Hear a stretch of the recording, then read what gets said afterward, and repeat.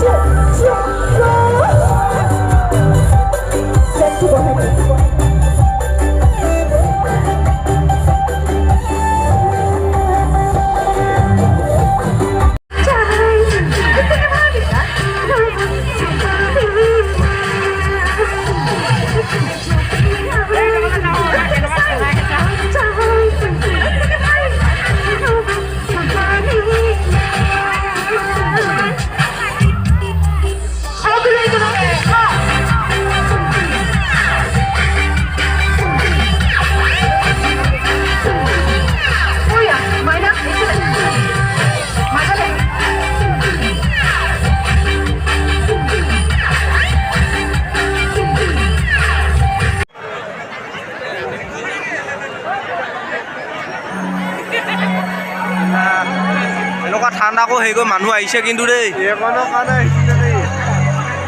ক'ব নোৱাৰিছোঁ।